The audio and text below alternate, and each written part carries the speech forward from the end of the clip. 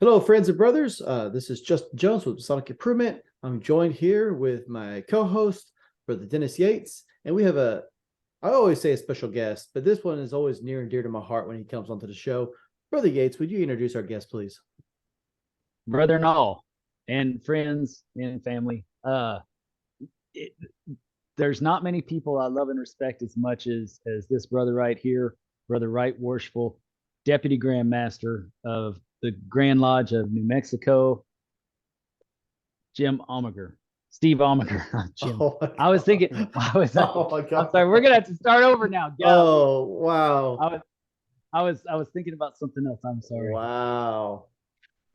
We'll edit that part. Don't Steve worry. knows better. Yeah, Steve knows I, better. I, I've Let me been let me called do that worse. over. Yeah, right. Let me do that. Let me do that. Let me do that over because I really wasn't ready when you started. I was thinking about something else, Okay. and then I just kind of went off to fly. Okay, you ready? Take two. Friends, brothers, thank you so much for coming, and you've probably seen him on a previous episode that we've had. One of our very favorite people in the world, uh, one of my personal favorites, and one of the members that when he talks to me and gives me his opinion, I truly believe that it's from here and from here, and he's not doing it to slide me or anything else.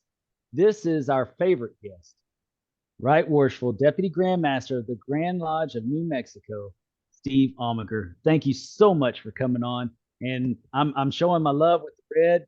I see your hat, and Right. I should have my hat on. I feel bad now, Yeah. but Thank you for having me. It's always great to be here. As much as I enjoy spending time with y'all over the internet, I truly enjoy spending time together with y'all. So, Oh, yeah, um, absolutely. It was really enjoyable seeing you at Waco for the yeah, grand session and being able to just catch up with you. right, oh yeah, it's right. it's always good, always good. And that was from the heart, anytime we talk and when you give advice or I'm coming to feel like you're moving into one of my mentors, and don't get scared because every time you give me advice, it's always from the heart. It's always from a place of sincerity and truth and what's best for me, and Hmm. not what's best for any agenda, but what's best for me so that I'm successful. And that means a lot. It really does. And I know that that's just you after Yeah. talking with you so often. Quite honestly, we should never have an agenda in Freemasonry, right? I mean, I agree. there should be no agenda. Um, our obligations, our charges, our tenets, and our virtues teach us otherwise, right? So, The only agendas Yes. we should have that we should have are the ones that run our meetings. yep, absolutely. Yeah. Yep. Otherwise, we're just helping each other level up. Right? Isn't that what it's all about? That's right. Yep. That's right. So what we like So to do is, uh, right, Worshipful, like I said, you've been on the show before, but what we have a big announcement we like to build up to, and not everybody that is listening has necessarily heard from you. So, of course, I'll put a link to the other two videos in this video so people can really get a feel for um, just who is Right Worshipful Steve Omger. But if you would like, please just tell us who you are, a little bit about yourself. Well, as you said, I'm Steve Almager. I'm the Deputy Grand Master of the great state of New Mexico. Um, I joined Freemasonry in 2007 in the little small town of Eunice, New Mexico, which is roughly around 3,000 people members. And as I said in the first interview, I lived in this town my whole life, and I only knew two Masons, and they was my wife's granddad and my wife's uncle. And come to find out, after my initiation, I knew them all. I knew every one of them. Just never knew that they were Masons. And I tell you, there's a great quote, and the quote kind of goes, see if I can find it. Let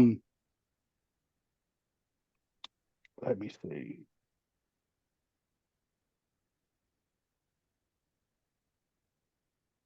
The greatest generation never talked about the lodge. The baby boomers never heard about the lodge. Now the millennials don't know where to find the lodge. Right? Wow. Is that not absolutely a great quote? Because that's absolutely Yes. the truth. Yeah, it's very accurate. One of the things that I've always tried to do is try to move the fraternity into the 21st century, especially in my little town. I mean, we didn't even have a telephone. We didn't have nothing. So there was really no way of reaching out to any of us. And when we got in there, we put a telephone in there. And of course, if you have telephone, you got internet. We put a 85-inch TV on the wall, and we start bringing speakers into the lodge via Zoom. We just started doing some innovation that hasn't been done, and that's starting to spread across the state. And it's something that we've needed for a long time. I know I told y'all this before. I had a really great talk up in Helena, Montana this past summer, and I talked about the issues of innovating and moving forward. And of course, MPDs are the killer of Masonic fraternity. And how we get them back, and how we get them back is doing exactly what y'all guys are doing, motivating people to come onto these podcasts and learning different ways besides what you're seeing in your lodges, because not all lodges do what Eunice Lodge does, right? And if more people did what Eunice Lodge does, you'd have more attendance. I mean, we're an old oil field town, and we had to change with our times. Our meeting dates have been the first and third Thursday for 70 years. And we got in there and we changed it to the first Saturday of every month. And we tripled our participation in lodge. Wow. And you have to be willing to try, right? First and foremost, you got to try. If you don't try, you know how hard it is to change your meeting day? It's not hard at all. You just vote on it and send it to the Grand Lodge and they approve it, right? So, Yes, so if it doesn't work, 6 to 8 months down the road, it don't work, change it back, find something different, think outside that box, and make your lodge fun. That's what it's got to be. It's got to be fun. mm-hmm. Yes. I love the idea of big screen TV. I've seen it in a few lodges. And the sad thing is that I've seen it outside of the lodge in a few lodges, more, in the dining room or whatever, which is okay if that's where you want to have something like that. But, inside the lodge, that's awesome, to where you can do Zoom presentations, because I have traveled through New Mexico several times and there is nothing. I mean, we think we have small towns. New Mexico has an anthill and flat, and then another anthill and flat. So yes, Zoom is an excellent idea to get some of those speakers in to motivate your membership. That's awesome. Well, I mean, say what you want about COVID. New Mexico was shut down for right at 15 months, completely shut down for 15 months. We had no masonry whatsoever. So that's where being 3 miles from the Texas line, I joined a lodge in Texas. So I went over to Odessa, Texas on the first and third Saturday of every month. And I had lodge over there. And, if what I was trying to say is, if one thing that we can take away from what COVID did to us is this platforms like this, right? Zoom, people like us really wasn't doing things like this back in the day. You had businesses that might do teleconference meetings, things like that. But Zoom forced us in New Mexico to do this, right? And so we started having our meetings, our regular meetings on Zoom, and it was poorly attended. Nobody really wanted to get on the computer and hold a meeting, right? And but what we was able to take away from that is we can get a guy from England, we can get a guy from New York City, we can get a guy from Salt Lake City, Utah to come into our lodge and give us a 30 to 40-minute talk, not have to pay him a red cent to come in there and give us the talk, and he don't ever have to leave his office or his library to give the talk. You know, That So- is spectacular. Yeah, Yes. that's great. so We need to. I truly believe we need to get to a point to where that is common practice, is being able to utilize technology to the efficiency of the lodge, not only administrative but also educational and you know, for fun. You Yeah, know, that there's so much we can do. I mean, heck, with an 84-inch TV, you could slap in a disc of National Treasure and just have a popcorn family night or something. You know, I mean, that's cool. That just opens the door for different opportunities. I always thought it'd be neat if you had, because I've seen lodges with the TVs in the dining room and in the lodge room. And so if you had a TV in the dining room, I mean, it'd be no big deal to. It doesn't have to be Masonic improvement, but pull up a YouTube video, play it while you're eating, right? Have people listening to it, and then have a short conversation about it after. Yeah, Right. There's your Masonic education. yeah, Nothing else. Well, and we're always looking at getting some projector or something, and you can spend the same amount of money on a huge TV, and then you can plug into every kind of device and put up your presentations, whether it be your laptop, your DVD player, whatever. You know, it just opens it up to the 10th degree.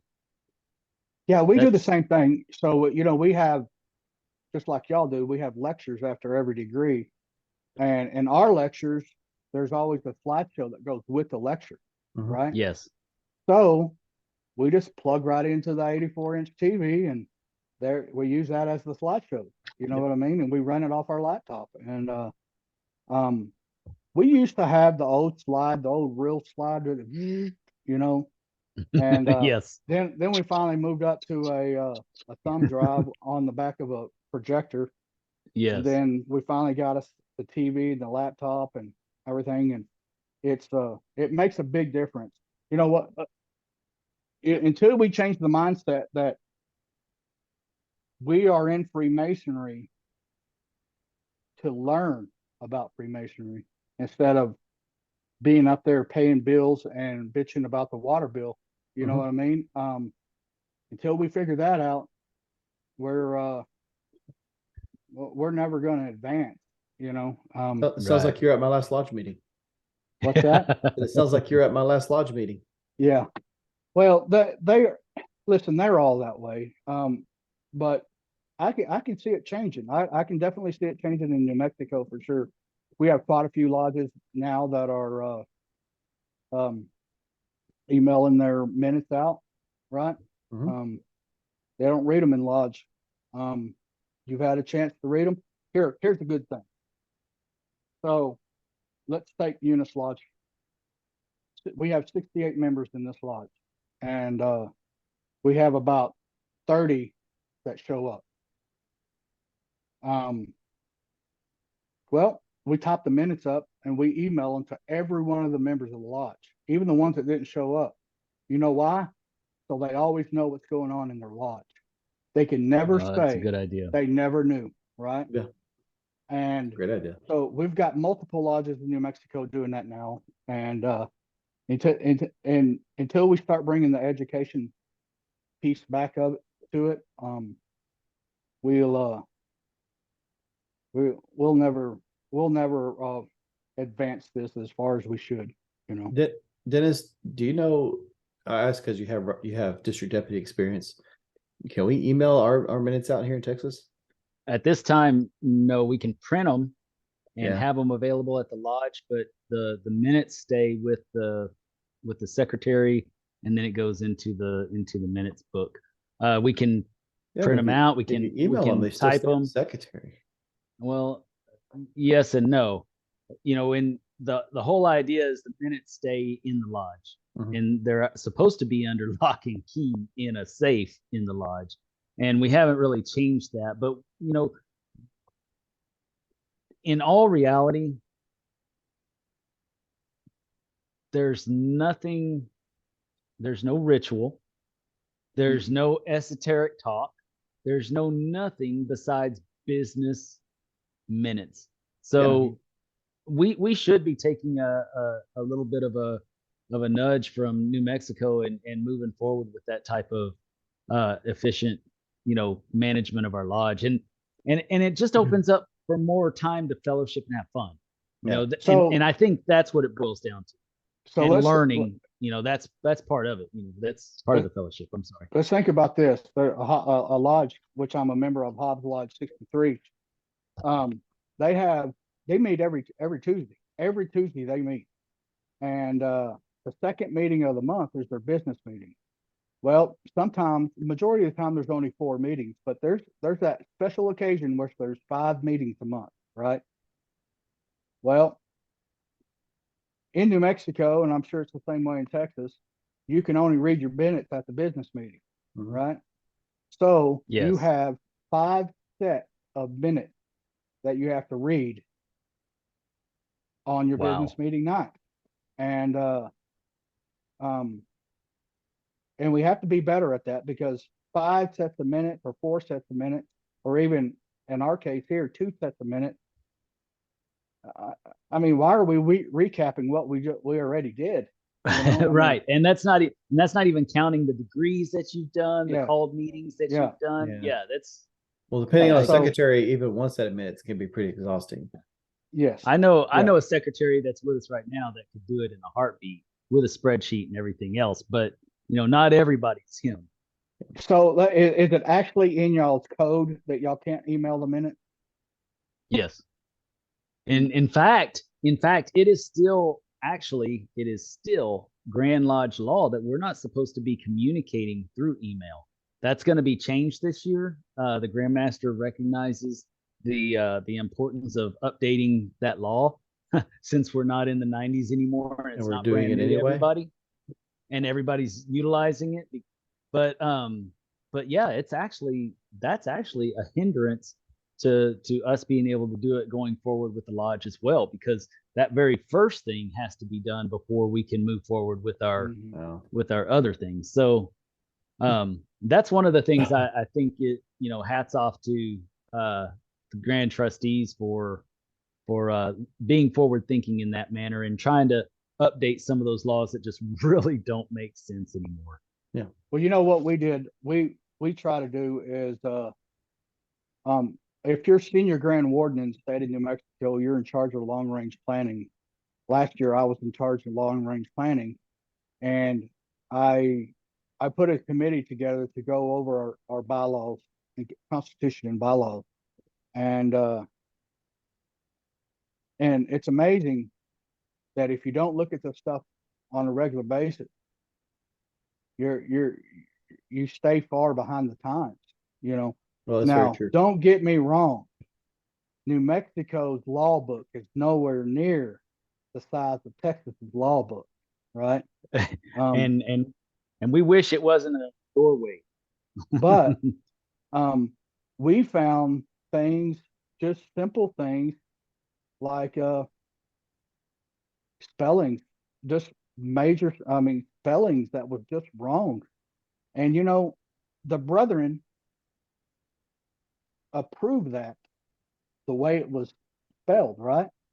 So for us to go back, and it's the same for any jurisdiction, once the brothers approve it, it has to go back to in front of the brethren or the Grand West, right, to get it changed. Whether you're just changing an E and an I back to an I and an E, you know what I mean? It has to be approved by the craft.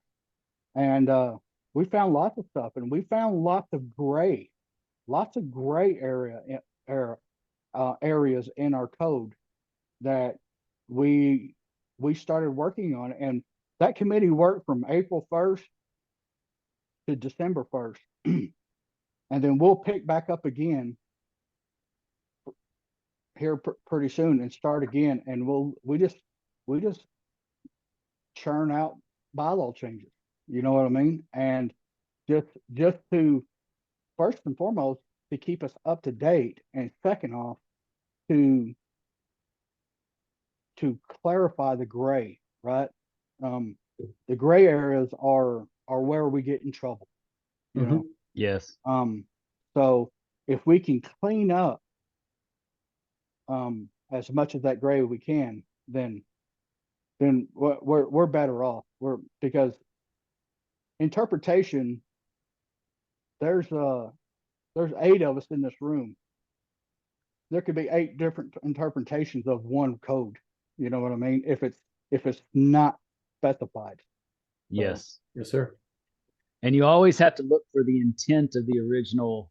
So you really have to look back at what, when it was done, why it was done, because and this may be in poor taste, but I was watching the news this morning.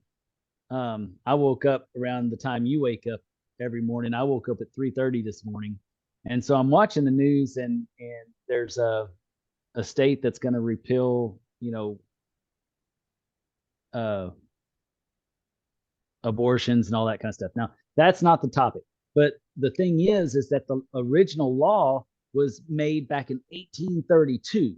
So back then they had no other options. It was a death sentence for anybody that was going to do that. And it was like, a coat hanger in the alley today, and so there's a time when you have to look at those things, and you need to, have people to look with you to research when it was done, why it was done, what prompted it, things like that, so that you get the original intent and not just, willy-nilly, well, I don't like this, we're going to change this law. So kudos to y'all. We're fortunate we have the jurisprudence committee, which is formed of a bunch of lawyers, but but even then, maybe we ought to have a few civilians in there with them just to keep the lawyers honest. Just so you know, we have jurisprudence too, but our jurisprudence is they're there to handle the issues of the Grand Master, right? And things that come up within the Grand Lodge for that year. So y'all's jurisprudence may be different. They really don't have any job in going and tweaking the code or anything. They're there to determine what the code means, right? That's all they're there for. Yes. So I think originally it was like that. Yeah.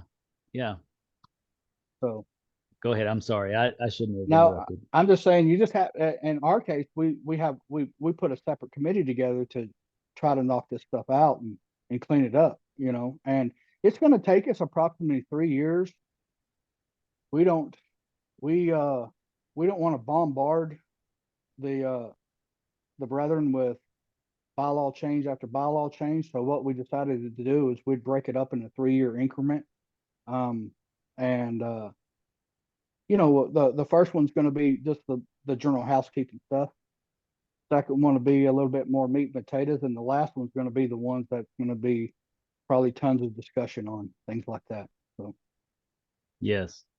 And I got to tell you, I'm taking notes as you're talking here. The TV idea is awesome. I like, and it should be applied to lodges as well. And we talk about it we used to talk about it. I used to talk about it in officer leadership training. I don't anymore. But what happened to that? We're not going to go into that. But it's explained to the lodges the benefits of long-term planning, but nobody does it. And so many people have the mindset you have your 1 year and that's what you're working for, and after your year it's all up to somebody else. Having the Grand Senior Warden with a long-term planning, and then the next Grand Senior Warden, he has to take the notes of the previous and then add on to it, or to to adjust it, that's the way we should be doing it. We should have succession planning, as we go, so that we can continuously be looking at our 5 and 10-year goals. Yeah. So, that I agree, Dennis. One thing that we do pretty good over here is our long range planning. This past year, as chairman of long range planning, we got a lot knocked out. We tackled the Constitution and bylaws. We changed our member database system over from Groupable to Grandview. We're switching over to Grandview as we speak. Right now, we're switching over, and then good choice. We redistrict. When I first got in the line 6 years ago, we were talking about redistricting, and it was just and I've said this before.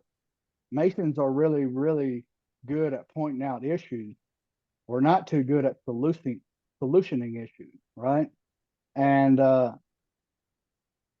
told myself as junior grand deacon that if redistricting was still on the table by the time I got to senior grand warden, I was going to tackle it. And we put a committee together and we tackled it. And nice. You just have to be proactive. But now that's at the Grand Lodge level, which is all nice and well and good. But what's more important on long range planning is if you're sitting in the junior deacon or senior deacon chair in your lodge, and we have a progressive line in Freemasonry, so you need to start planning your master year no later than your senior deacon year, because if you don't start planning what you want to do, you're doomed to fail, because it's there's so much stuff being mastered. I've been master of my lodge for three times, and the third year, the first year I always like to say the first year I was a master, I was as horrible could be, and no brother there in my lodge would ever tell me I was horrible, but I knew it myself. I was horrible. My second year, I wasn't a member then. My second year, I was a little bit better, but my third year, we put 18 master masons in the lodge that year in a town of 3,000 people, and out of the 18, 15 of them are still going to lodge today. Nice, very nice. And so that's why I say your senior deacon year, no later than your junior warden year, you need to start filling that trestle board out. Start thinking about what you're going to be doing in 2 years, and also remember this: you may have a good idea for your lodge as junior warden. Don't hold on to that idea. Put that idea out there, because the sooner you're able to implement that idea, the better, the quicker it is you're able to reap the benefits of that idea. Yes. In Freemasonry, we have this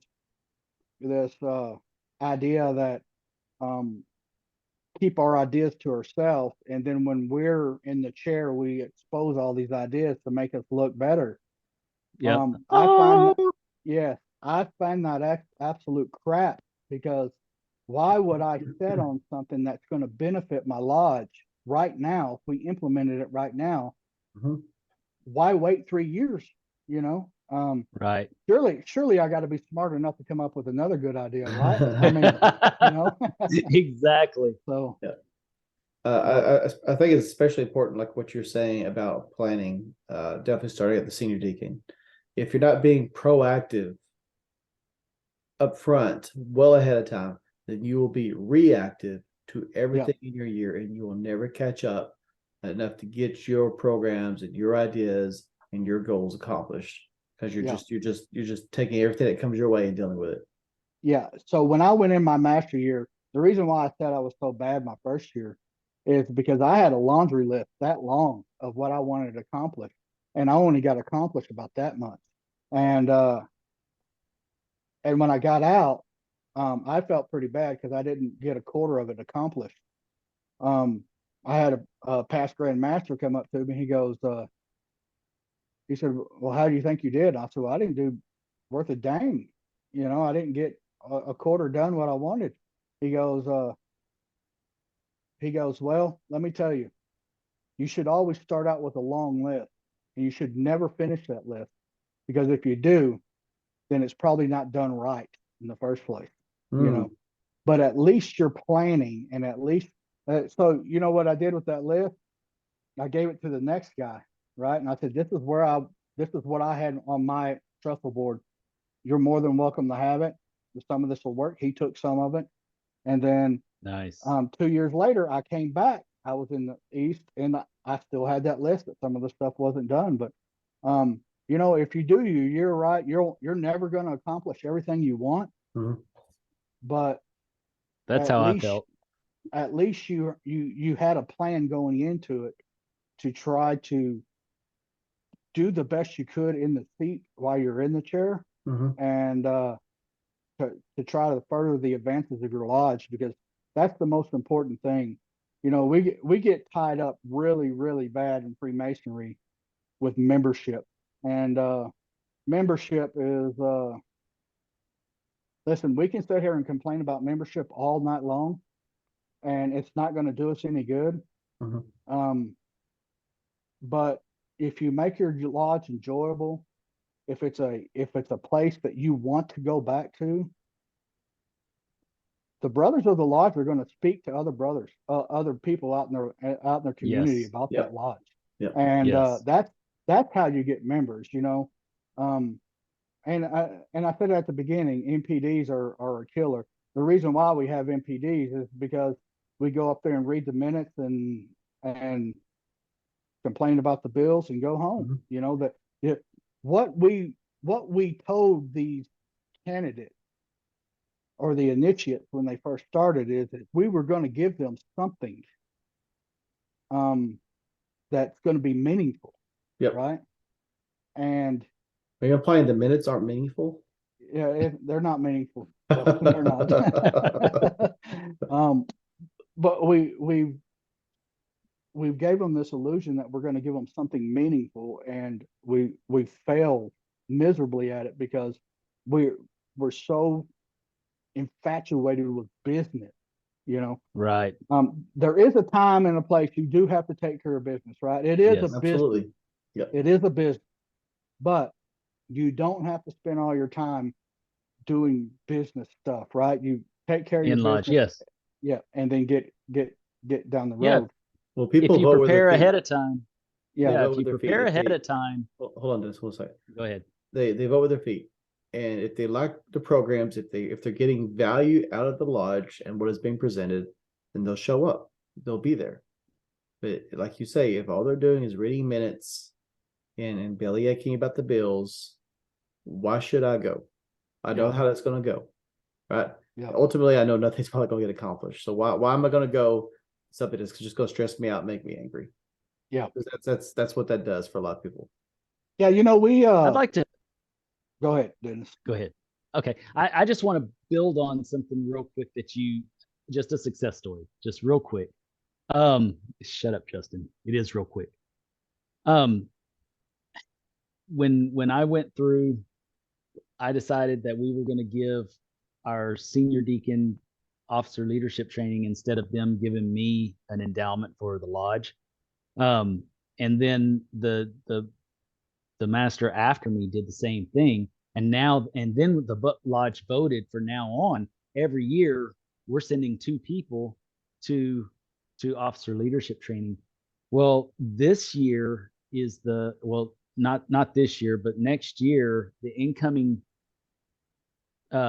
master is our first one that went to officer leadership training. So, and all the people after that are in the same boat.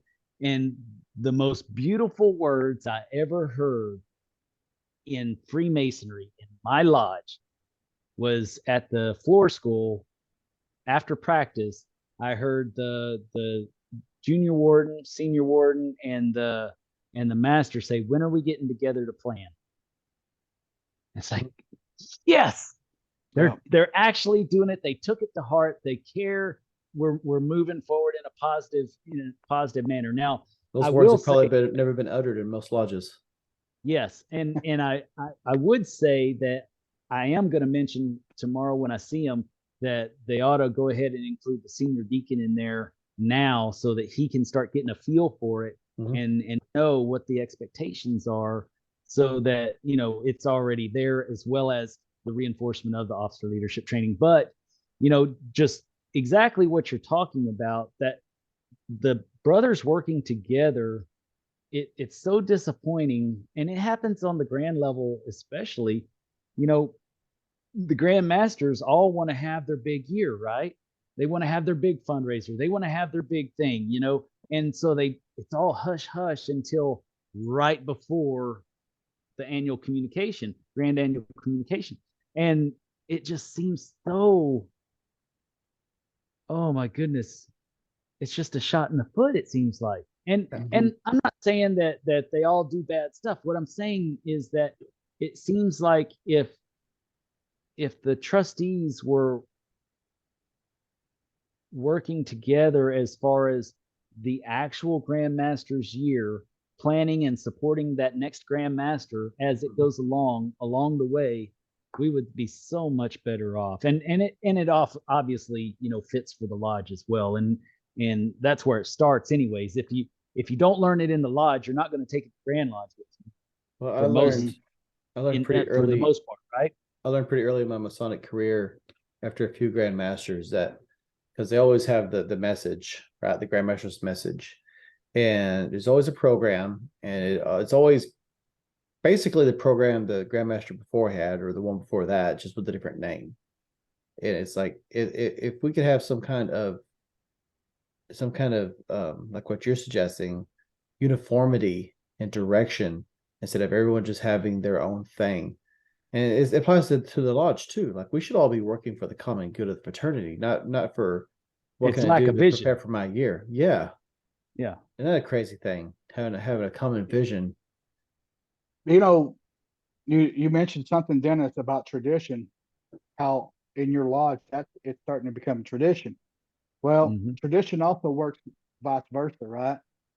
So if you have a lodge that is chugging along, doing really, really good, then all of a sudden you get one or two masters in there that don't follow the tradition. Well, guess what? The tradition is lost until somebody gets back in there and either brings it back, which is very, very unlikely. It don't hardly ever happen that way. That's why it's important. You said something at the very end of what you said, is that y'all wrote it down. We have motions and resolutions in writing, and I'm sure you have the same thing. Motions and resolution in writing gives us the power to make bylaws changes for our lodge without actually having to go through Grand Lodge, right? We can the members of the members of the lodge vote on them. Now they can be changed at any time. They can be changed. That's the downfall of the motions and resolution in writing. But if you have a strong set of motions and resolutions in writing that protects your traditions and the values of your lodge, then they don't have no choice not to follow them, because they are essentially bylaws of the lodge. So right. We have to make sure that we protect our traditions. And I think it's a fantastic thing what your lodge is doing with your members, sending them through officer leadership training. One of the things, Justin, that you said about what the grandmasters do, Excuse me, I need more water. I'm going to be honest with you. The grandmaster, every grandmaster's on his farewell tour. That's all he's there for, right? That's true. He's on his farewell tour, and he's done all he can do Masonically, right? Unless there's issues or things like that that he has to take care of, and there's many issues that they have to take care of. But as far as anything else, he's making his farewell tour. He's getting the pat on the back, and that's good. He's done his time, and he deserves that, right? He deserves that. But what I'm going to do, and instead of having district meetings, I'm going to hold district table lodges on a Saturday night in Oh, all very the cool. districts. Oh wow. And because I don't want to go to a district.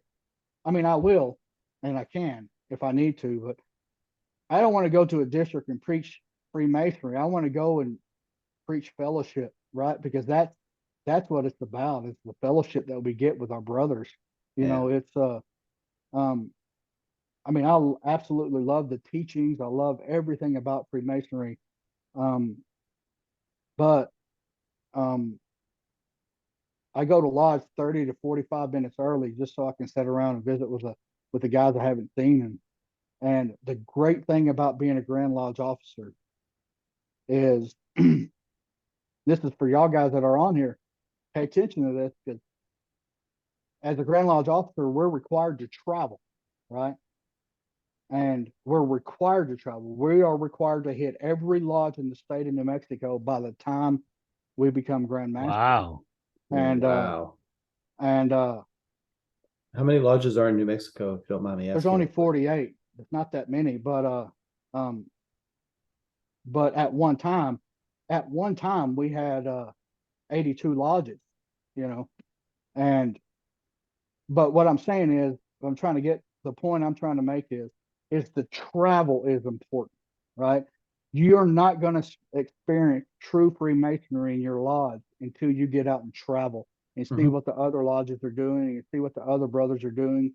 And it has forced me to be very sometimes be very appreciative of what we're doing in our lodge, and sometimes being very envious of what we're not doing in our lodge. Yeah. Right.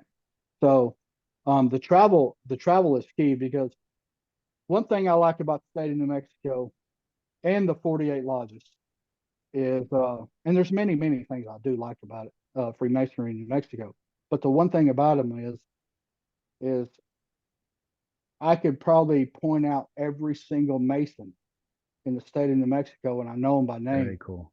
Yes. You know, That's awesome. where there's no possible way y'all could ever have that in Texas. You know what I mean? It's just impossible. Yeah. There's a little bit more familiarity with our brethren. You know what I mean? We know what they do. We know Yes. everything. More intimate. Yes. Yeah. And that's the great thing about being from a smaller jurisdiction, right? Now I'm not going to lie, guys. When I go to Waco for Grand Lodge, I set, and I'm supposed to set up there in them little side balcony seats, but I don't ever sit up there. I just walk in and go back out and come back up. And I sit up at the very top because, and I sit usually in a corner because I absolutely love to see how massive that thing is, right? How massive it is. And at the end of the prayer, the so mote it be is probably the yes. You've never heard it any better in the state of Texas. I'm telling you right now. Thank you. And it's very impressive. And the energy, Yes, that's always in the room. Yes. yeah. But the one thing that I think is missing is the personal touch of knowing the people. You know what I mean? Yes. So what you're describing is why I've always been an advocate of smaller lodges. yeah. Like you have 30, maybe 40 at the most, and then that lodge splits and it grows. And the alternative is true too. Like if it's just not healthy, it's time to merge. But I think we need to be more organic and intentionally keep our lodges smaller. That way you can know everybody in your lodge. Yeah. So we only have we have one big lodge, and that's in Albuquerque. There's 6 other lodges in Albuquerque, but we got one massive lodge in Albuquerque. And of course, Albuquerque being our largest city, it it'll house many lodges, right? It's no different than Dallas, the DFW area, right? Right. But you got a ton of there. You got a ton in Austin, ton in Houston. You know, I mean, I think it was Kyle said that Kyle was talking about how fast. No, it may have been Lance that was talking about how fast Freemasonry in the city is growing compared into the Yes. instead of the rural areas, right? Both. I could see either one Yes, of them talking both. about that. Yeah. Yeah, Yeah. and that is statistically proven. And Yeah. people get upset with me and they say, "Oh, it's the elitists up there, taking their." And really, no, it's they're doing things right in my opinion. I mean, they're taking time to learn about their up and comers. They're taking the time to train them properly and how Yep. what the vision of their lodges are. They Yep. have a specific culture that they adhere to instead of just letting anybody in the door and then hoping they can transform them into what they would like for them to be. I would challenge Yeah. any There's Texas a difference. Mason. I would challenge any Texas Mason that believes that to go to Hillcrest Lodge and tell me that they're successful Oh yeah. because of luck. Oh yeah. Yeah. One day we got to go there. You'd love it. I know you would. Oh, You know, yeah. I spoke on that. I spoke on Hillcrest Lodge up in Helena, Montana this past summer, and because it's what they're doing is absolutely amazing, Mhm. Yes. and it's not just amazing in a big city. It's just amazing, right? It's Yes. just amazing to what they're doing because their retention is up. Their the way they The participation. Yeah. the participation, but the way that they court these candidates, right, is super impressive. Yes. You know, And Fort Worth 148 does something very similar. They don't have the beautiful lodge that Hillcrest has.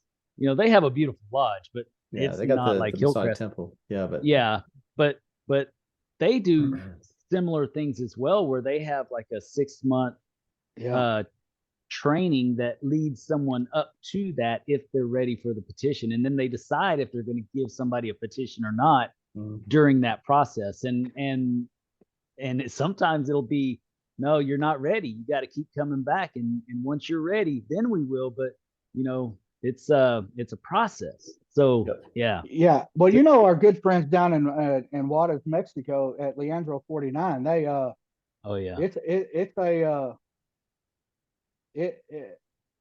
it's kind of like a religion down there that they're so engraved in making sure that these people are the right people, that it's yes, not a quick process. Mhm. And then to go from EA to Pellecraft, it's nothing less than a year to go from that. yes, You know what I mean? And you have to write all these research papers. You have to sit in front of boards and talk about what you've learned. I mean, so I'm giving a talk at Sacramento Lodge on April 20th, in Almager, New Mexico, and I'll preview it just a little bit.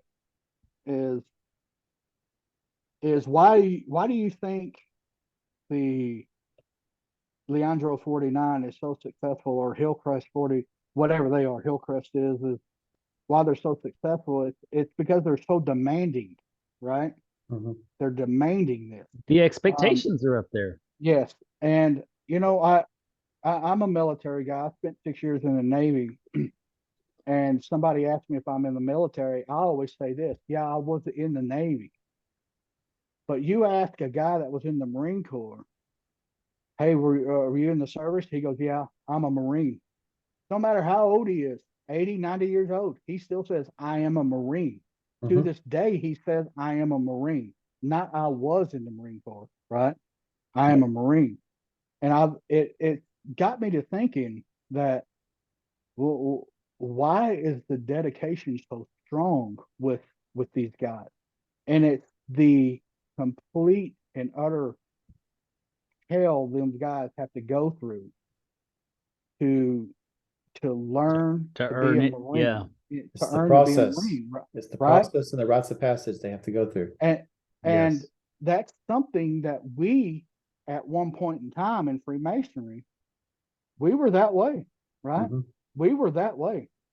And then all of a sudden we decided, roughly in around 1959 or so, that we were going to start making things easy, you know? Yep. And so there's not a guy on here that can't sit in their lodge and see a guy that's 80, 90 years old still going to lodge. You Mhm. know why he's still going to lodge? it's because he learned the old way. You know what I mean? He learned the right way on Freemasonry. Yeah. So he is a Freemason, 100%, right? Right. So, but when we decide to return back to our roots and make things a little bit more difficult on people, like what Hillcrest is doing, like what Leandro's doing, what all these other successful lodges are doing, making it hard, we will see a turn. Yeah. And now listen, guys, we were 4.9 million people in the fraternity in 1959. We don't ever need to get back to that number. No. Right. Never. That was overinflated. It was an inflated number, and it should never be that high, right? I believe we're in the great reset right now, and Right. you're starting to see things across this whole United States in Freemasonry where we're seeing a younger movement starting to chip away at the old guard per se, and make and do things the way it needs to be done. It needs to be done with integrity. It needs to be done with value, right? And intent. yes, and intent, right? I mean, we don't do anything anymore with intent. You know, I know we mentioned this before. You know, we all took the EA degree, and I guarantee you, we all walked out of that EA degree a little disappointed because it was nothing what we expected it was going to be. You know, I was expecting some type of drama, some type of mystique, right? Some type of mystery, right? It was none of that. And but there used to be. Yeah. Right? Yes. There used to be. And until we start bringing that back, we're going to struggle. I just keep thinking back to your Marine example. And I was Air Force, right? So let me just preface that I don't have Marine experience, but I think we all see Full Metal Jacket, right? We know it's difficult. It is trial after trial after trial to become a Marine. And if the Marines were to suddenly decide, hey, no one's joining anymore, let's just make it super easy. Let's stop yelling at them, maybe not do push-ups, so on and so forth. They'd still make Marines, but they wouldn't be Marines, if that makes sense. Now they could take it upon themselves and improve themselves as men and become more like the classic Marines, but that's something that they have to direct themselves through. And that's kind of what you're describing in parallel to like Freemasonry. Is at one point we said we need to go easier on these people, make it easy, for whatever reason, and we're still making Masons, but are they members or are they Masons? And I would argue a lot of them are members. Mm-hmm. Yeah, and you're right, Justin, on that, because we tend to. The reason why we made it easy is because we built these huge temples that we have to pay for, right? And with membership falling, guess what else falls? Your per capita going to the Grand Lodge falls, right? Mm-hmm. So that's why you get every Grand Lodge officer in every state going around to every lodge telling you that we got to get our membership up, or every district meeting, we got to get our membership. Our membership is down.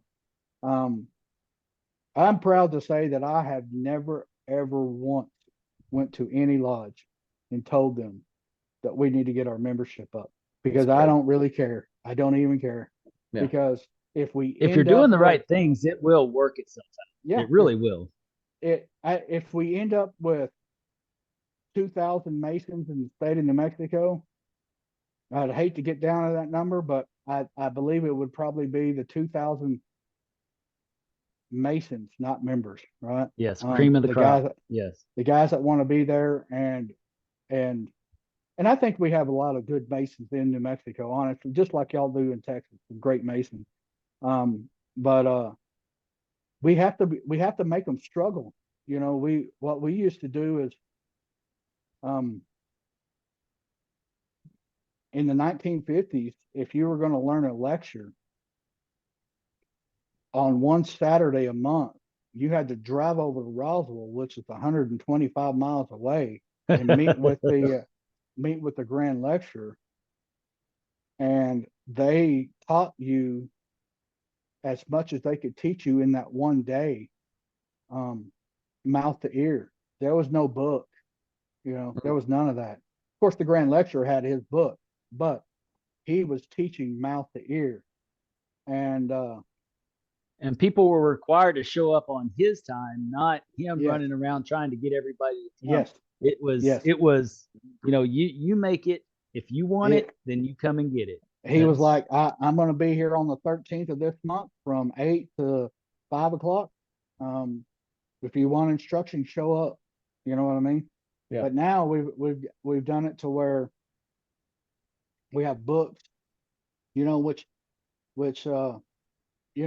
we've just made it easy. And also, like, I don't know if y'all can do this in Texas, but in New Mexico, we have when you turn in your proficiency, our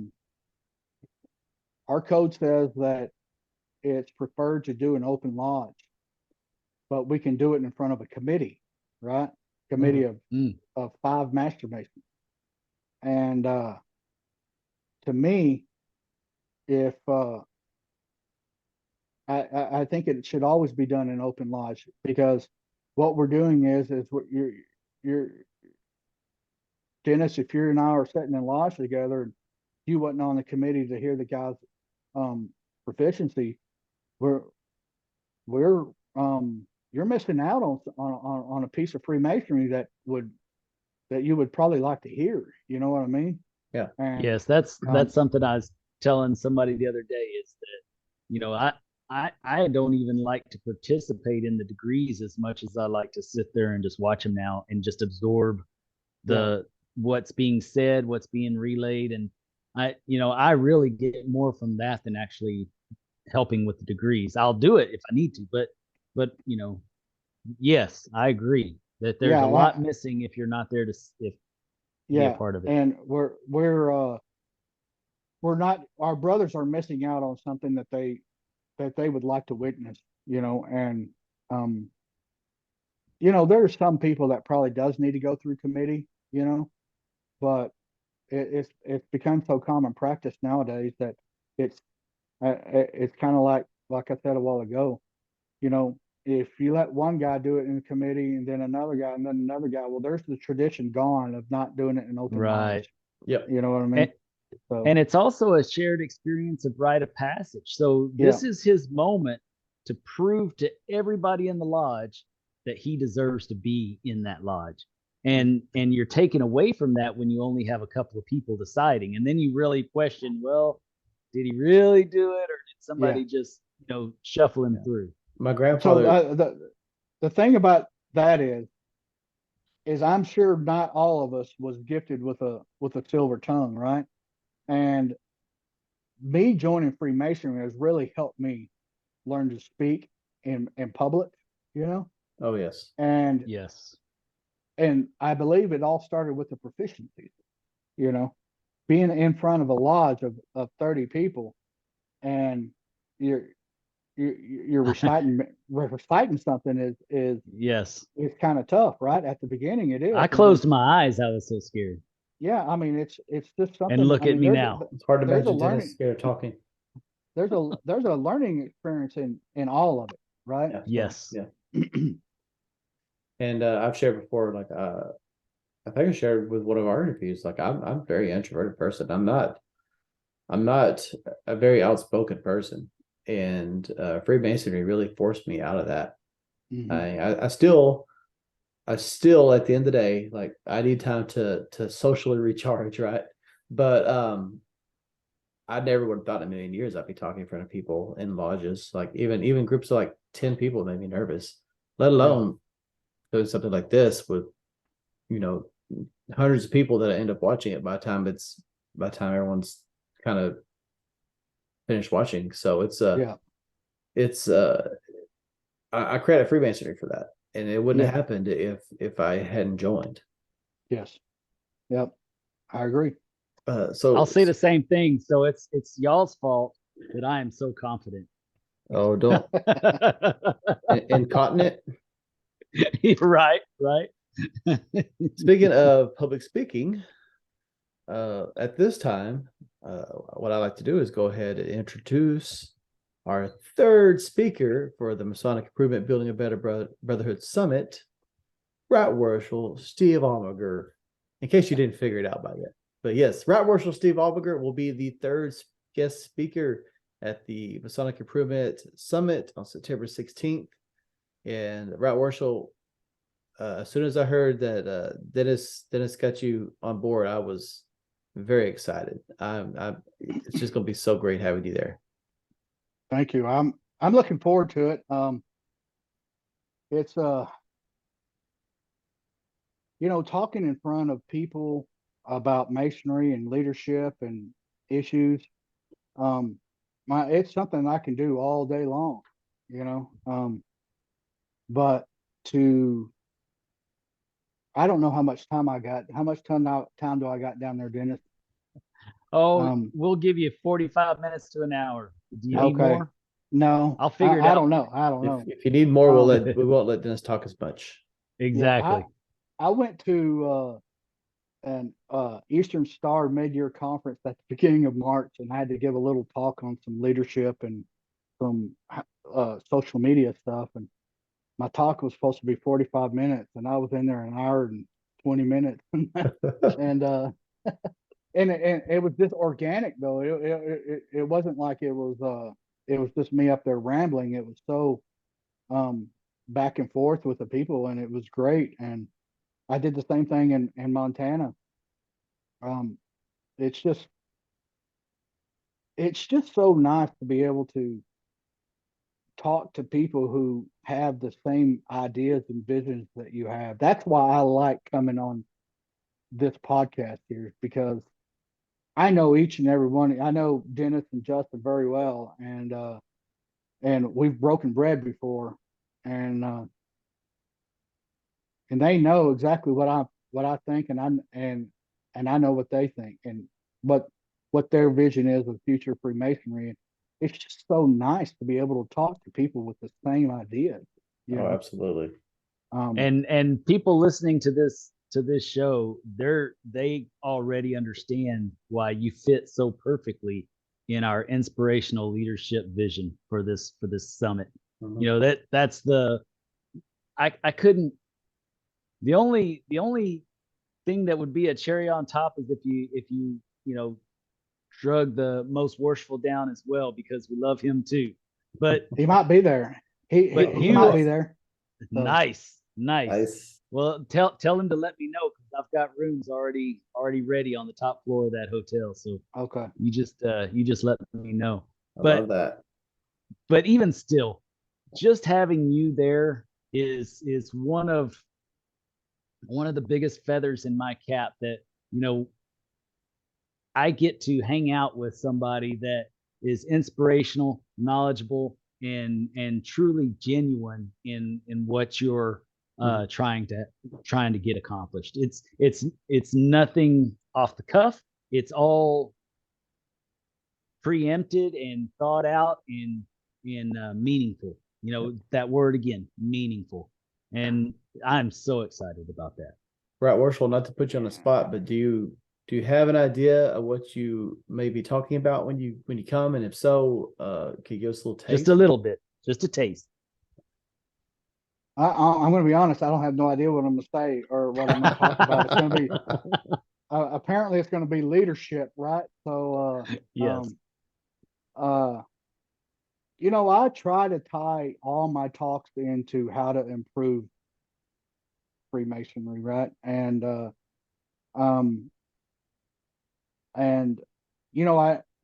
talks are never the same. That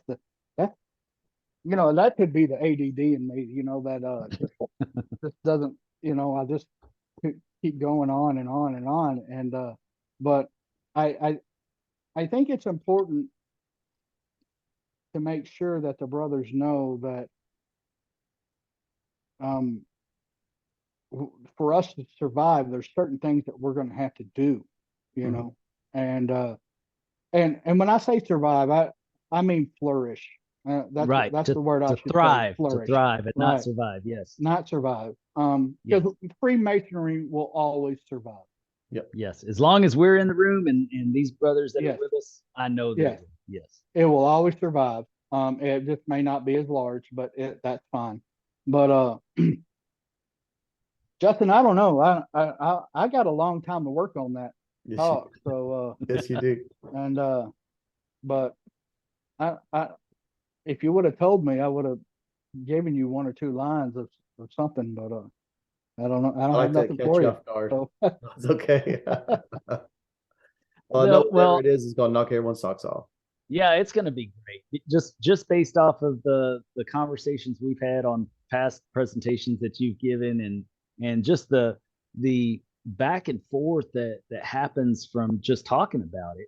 I can't wait to see the back and forth that happens once we get back to the hotel after the event and the degree and all that. When we get back to the hotel and we're sitting by, the beach and just hanging out and talking about everything we've learned, I cannot wait to see the back and forth there. It's going to be knowing everyone that's going to be at the summit, and like you're saying, like the beachside conversations, the top four conversations, they're going to be next level. It might be something that might have to, if you remember after OLT at Fort Worth, we got some guys together and went to have a round table. Had a round table. That might be something we need to do. Even if we it's need just to do that only. with the speakers for sure. Yes. Oh yeah. And, oh yeah. Let's get all the speakers and just have a round table. That's a great idea. Yeah, and well, first we'll have to have a round table and talk about what happened and make sure that we were on the right path in certain areas. But we need to gauge our success right then and while it's fresh, but then also just talk about the experience.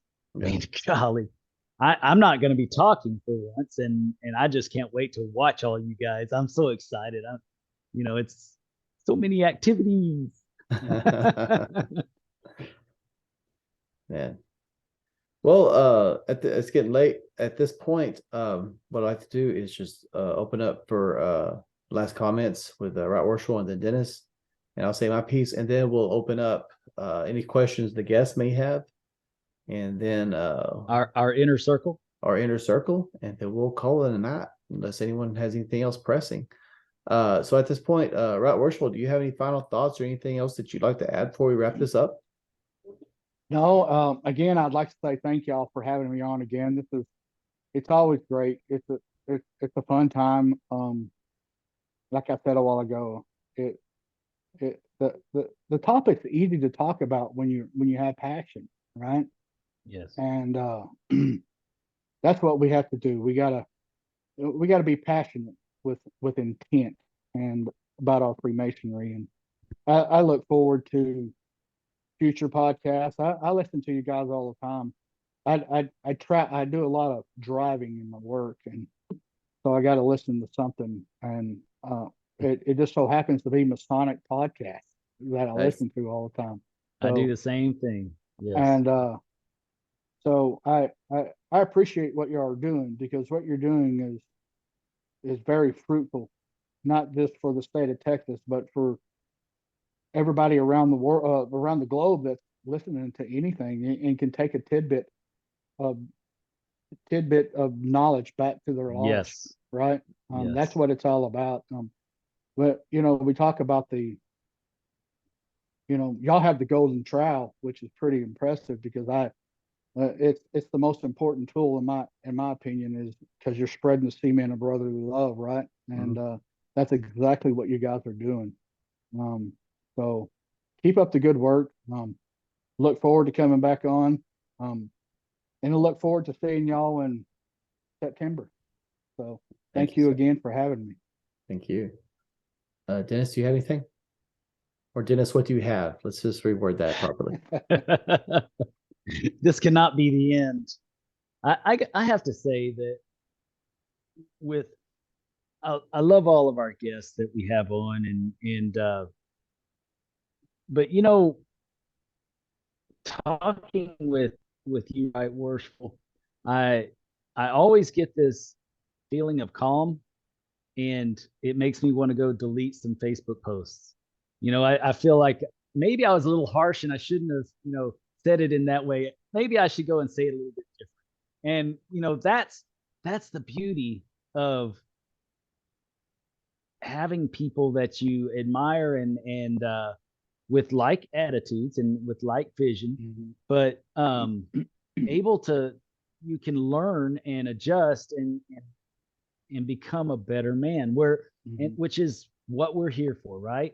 And I think that if this interview doesn't prove anything, it's the need to have the mentors in place to really help us to grow individually so that we can help our fraternity exponentially. I think that's what I would like to say. Yep, I like it. Very concise. For once. Well, Right Marshall, I just would like to say, and I think Dennis touched on this, like, we met originally through the Zoom, like with the first interview, and I immediately developed a huge amount of respect for you, and over time we've had more conversations, and like you said, we broke bread. I consider you a friend, and I thoroughly enjoy our conversations, and I cannot really put into words, because I'm just an emotional person, but how excited I am. If I say I'm excited, it's because I'm excited. I may not show it, but I'm extremely excited that you're coming into Corpus for the summit. It's going to be a blast, and I'm absolutely pumped that you're going to be there. I'm pumped for all the speakers. Don't get me wrong. I don't mean to slight them, because I love Chris Williams. I think we have a great lineup, and we have the dream team. This is the dream team. This is the dream team, and the summit would not have been complete without you there, and so I agree. Looking forward to it. Thank you. So at this point, we have several guests from the inner circle on standby. So if anyone has any questions or any comments that they would like to add, feel free, unmute yourself and ask your questions, say your piece. I don't really have any questions. I am looking forward to the conference later on this year. But as far as the future planning and planning out your year and stuff like that, yeah, Dennis likes to poke fun at me because I do rely heavily on. I'm a financial analyst, and so I heavily lean on spreadsheets to keep everything straight in my head and stuff like that. But yeah, you can tell the guys that come in that basically show up and just wing it and just kind of see what happens in the meeting and planning that way. And for me, I mean, Dennis knows I'm in the East in an organization, and probably 3 months ahead of time, you guys had the schedule on what I was planning on doing and stuff like that. And I do the same thing with all of it, because first off, I have to keep it straight for myself, but also, yeah, you can't get everything done if you don't have any kind of plan and stuff. So I think driving that point home over and over again, because you'll tell guys over and over again that you need to plan, and they'll go, yeah, that sounds right. But you come back to them a month later and you're like, how's that plan? And you're like, oh, yeah, that's a good idea. We should plan that. Yeah. We gotta do it. So Yep. Anyway. I would also like to mention that Jason is our chief this year for the Knights of St. Andrew, and he is also going to be our color guard to start off our event.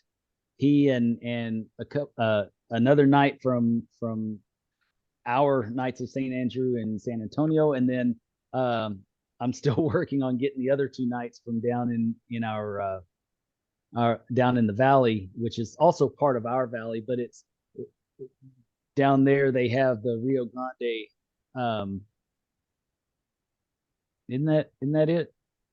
Yeah, the Lodge of Perfection. They have the Knights. Yes, the Rio Grande Lodge of Perfection, and so they have their own Knights of St. Andrew to support them as well. So I want to have two of each from our valley to come and be color guard for us to start us off and just start it off nicely, you know. Yeah. And so I just wanted to introduce him. And, you know, he is our chief, and you know, he has done a whole lot for us this year, and he's doing so well, and I'm proud of that, and I'm proud that he'll be leading the charge for the color guard. And this is just going to be a cool event. It really is. Yeah, it's gonna be awesome. It's going to be a class act. I mean, even though, and that's why I'm not speaking, because we're going to keep it a class act. We'll keep it nice. Oscar, Zach, do either one of y'all have anything you'd like to add? Just run real quick so you can see me. It's awesome to No be cussing, here. no cussing on this one, New York. No, I'm squared away, man. I know the difference between the members only versus the public. Right. But my view is I'm not a Freemason. I'm just a bubbling fool trying to figure things out. But it's great to hear you guys talk and converse and try to figure out these problems. And I do think it's a great thing to lean on the technology for like the next generation. Mm-hmm. You've been talking about that throughout the interview, and also like the Marine mentality. So what? So you're not just a person that, you know, goes to Freemason meetings once in a while. You're a Freemason. It's a whole thing. Right. And I'm not involved in it, but I can tell like that's what attracts me, even not being involved. I like the idea. Right, worshipful. He's working on it. Good. Yeah. So Good. I love being a fly on the wall, listen to the conversation. I didn't really want to talk tonight. I'm pretty tired, but I thought I should at least throw that in. And I appreciate you coming on. It's good to see you, Justin, Dennis, and Jason, Likewise. and Oscar. So Well, we definitely appreciate you coming on, even though you're tired, and sharing your thoughts with us. thank you. It's good Thank to be you. here. Oscar, you got anything, brother? Good evening, right worshipful. The only question I do have is the question I've done to most other interviewees. What's your elevator pitch? Why should you become a Freemason? Ooh, that's a good one. Nice. Well, I became a Freemason because I watched a couple movies. So, you might not want to do it because of that, but it seemed to work out for me though. So just, you know, so listen, I think listen, I'm just going to be candid here. We need men in this society that stands up for what we believe in. And we got to be able to hold true to our values. And if we don't have that, and I think you're seeing it now in our society now, just turn on the news.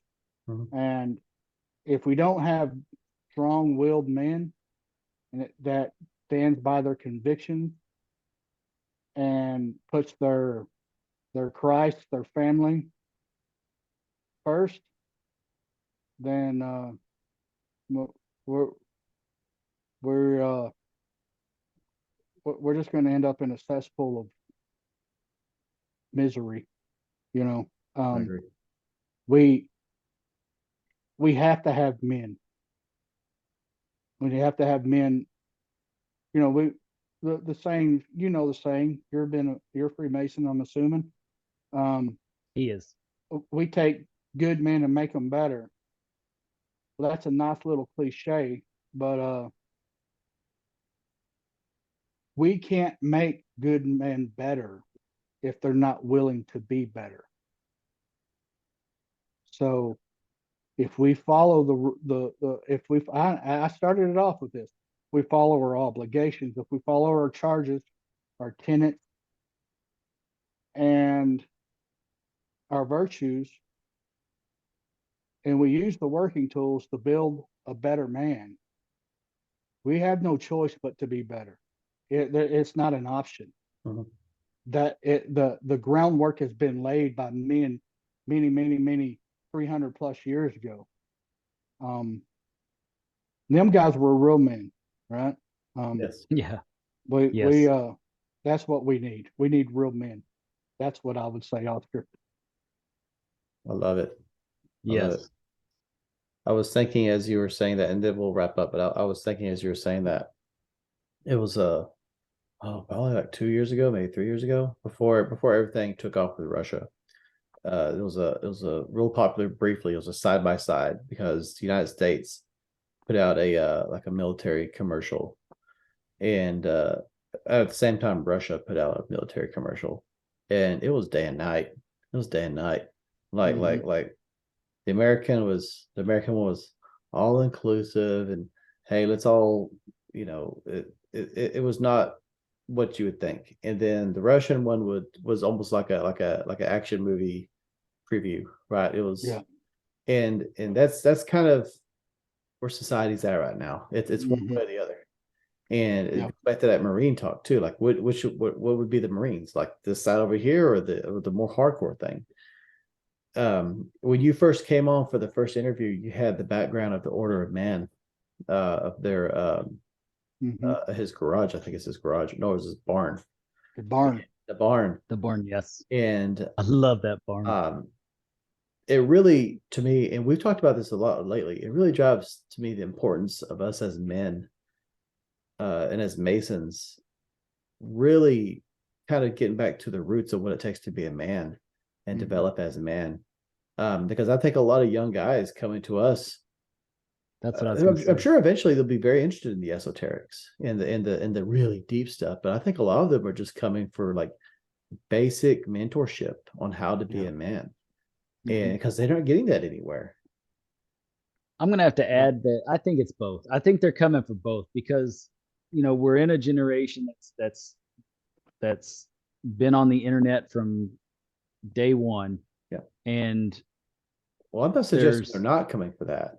I'm not right, suggesting they're right. not coming for anything deeper, but I'm saying a lot of these guys, they just might want, hey, like just show me how to Yes. tie my tie. How should I act Yeah. as a man? I need a Yeah. mentor in my life. Or Because some give of me a these young reason men, to have a tie. they Give me a didn't have reason to have a tie. fathers, they Yes. didn't have grandfathers that would step in and show them these things. And they look, I think it's one time when having older brothers is to our benefit, because they look at these older guys and like, hey, these are the mentors I never had in my life. Right. Sorry to cut you off. I agree, but I'd like to put the little asterisk in there that we've heard a lot about the military tonight, and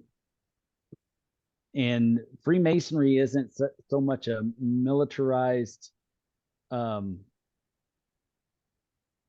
a militarized thing. It's not a do as I say, not as I do situation. We are free thinkers and free men, but we do live with conviction, and we live with purpose, and we hold our heads high because we know that we've gone through what other people haven't, couldn't, and couldn't even fathom they were going to. They couldn't even imagine that they could. But we knocked on the door. We took that first step. We made it happen, and here we are as better men for it. I just wanted to add that in there because there's so many of us that aren't military, and I wouldn't want anybody to get the misconception, and sometimes it feels that way from some leadership. I know that's not what your intention is, right, Worshipful, but just for our viewers, I wanted to let everybody know that it's more in the ideal of your self-worth and value as a man that y'all are touching on a little bit more than the militarized type. Yeah, it's not militaristic. Well, There's just some parallels. I mean, you got rites of I know. passage, and it's generally wanted associated with manliness. Yeah, but I just yeah, wanted the listeners to understand. understood. Understood. We also don't need to be thought of as a hate group either. Militarized hate group. Just kidding. Yeah. Oh, Dennis. Yeah, you'll have to edit. So what? What's new? Yeah, what's new? All right. I tried well, not to go Yoda tonight. Yeah. Well, Right Worshipful Almager, like I said, huge amount of respect. Looking forward to seeing you in September. If I could see it before then, that'd be even better. But definitely looking forward to it. It's going to be such a great time. If you, as long as we're talking about it, if you're planning on getting tickets to the show, to the summit, and you haven't yet, they're going fast. Just saw we had a few more sales today. We only had 100 starting off, and that number is decreasing. So if you're a Master Mason and you want to be in Corpus on the 16th and come to the summit, they're not being sold at the door. You need to hop on Eventbrite. The link's in the description. Get your ticket now, because I can't promise if you wait till June or July that there will be any. And that's just me being straightforward with you. But again, thank you, Right Worshipful, for coming on. Thank you. Brother Yates. Thank you. Definitely appreciate you taking time out of your evening. Appreciate the guests, the inner circle.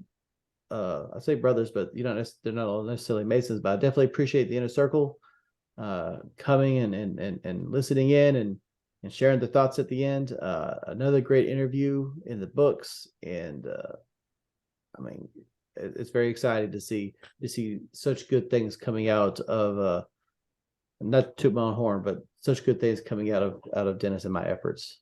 And seeing everyone just coming together for things like this. Yep. So with that said, I'll cut the recording and Keep it between the points, brothers. keep it between the points. I'll cut the recording, and if anyone has anything they want to add just off the books or anything, or if you just got to go, that's fine too.